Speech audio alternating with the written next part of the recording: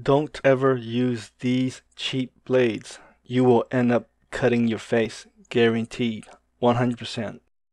Today I'm going to talk about razor blades, which is better. So Gillette razor blade, double edge, or electric razor blade. In my opinion, the manual normal razor blades are the best. I'm not talking about those cheap big razor blades. If you're going to use a double edge, you need to use a double edge that has adjustable blade settings. That's one of the best double edge razor blades. But in my opinion, that is not the best. You have to use a combo of double edge and Gillette razor blade because Gillette razor blades gives you a closer shave. The double edge also gives you a closer shave, but more likely than not you'll get cut. So after when you finish the double edge, you will end up cutting your face one way or another. So the best way to use double edge is make it kind of dull by cutting some paper, then the blade is kind of dull. And the best time to use the double edge razor blade is when you haven't shaved for a few days and it's kind of long. And if the hair is long, it's difficult to use the Gillette razor blade because your hair will get trapped between the blades, and as you shave on your face, it'll poke your face because the trapped hair in the Gillette razor blade will poke into your skin as you glide over your face, and the trapped hair is very difficult to get rid of. So in my opinion, the best blades to use are the combination of double edge and Gillette razor blade. The Gillette razor blade is expensive. The replacement heads are expensive, but you could buy a cheap knockoff version. But the problem with the cheap knockoff version is that it's kind of dull compared to the original Gillette razor blade.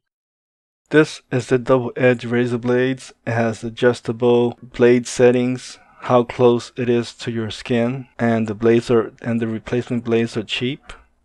Here is how you adjust the blade setting on how close you want it to be close to your skin. All you got to do is just turn the top of the head, and there are numbers on the side as you can see. This is how you take out the blade.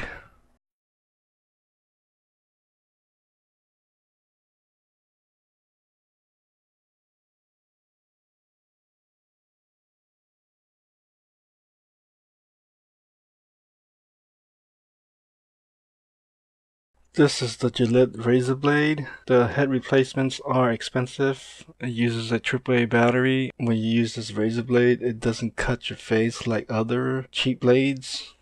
The drawback is that if your hair is too long, it gets stuck between the blades and it's difficult to get the hair out, and if you can't get it out, it's very uncomfortable running the blade over your face because the hair will poke into your skin as you're gliding your razor on your face.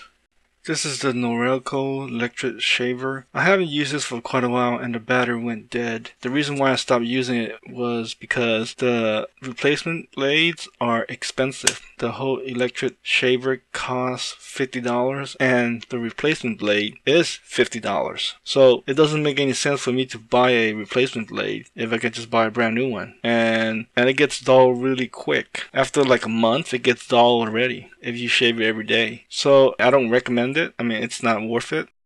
Finally, I have the Remington electric shaver. This is a pretty good shaver, but again, the replacement blade is expensive. It's about 20 bucks, and this whole shaver costs around $40. So it doesn't make any sense to keep buying replacement blades. Actually, in this case, replacement shield is basically a shield, and the blade run close to the shield to cut the hair on your face. It still works. I had this for over 10 years and it still works, but I just use it for sideburns. That's about it. I mean, I don't use it to shave because I think the manual shaver, the double edge manual shaver and Gillette is actually better to shave your face with.